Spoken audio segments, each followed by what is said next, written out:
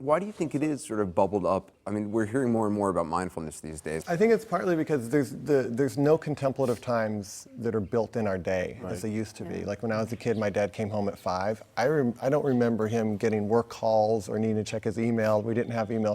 They were kind of like naturally built in contemplative moments, if That you doesn't will. exist anymore. That doesn't exist We're anymore. accessible at all moments. At all moments. And I think what people are realizing is that constant connectivity is great for part of the day, but if you do it your entire day, you're more stressed, you can't sleep, you're less present with your kids, and they're hungry for some way to say, you know what, I need time for myself and I need time for some kind of contemplative space in my day. And that's true for you, Jenny. Absolutely. Do you worry about the future for your kids in this world of hyper technology where it's getting faster and faster and faster and we're getting bombarded by more and more information? Yes, because life has become so fast.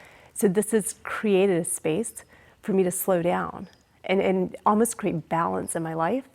And if I can instill this in my children at a young age, then they grow up with it, and this is what they know. Do you turn off your devices? Yes. You work in technology. Aren't you responsible for all this? Aren't you responsible for all this clutter?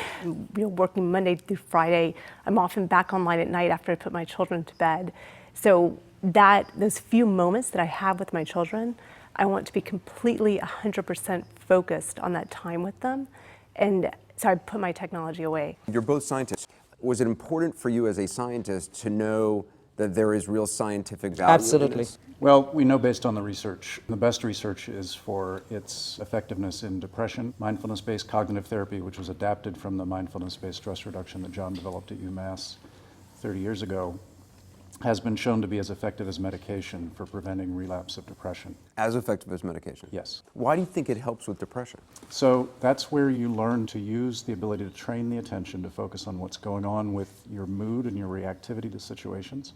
You work with executives. Yeah, I think there's almost a tipping point now where a lot of folks in business and technology settings are really seeing this as a valuable set of practices. There's now this vast pool of science that's telling us that these practices are not just good for reducing suffering like anxiety, stress, and depression, but they also help us be even better at things we want to be good at.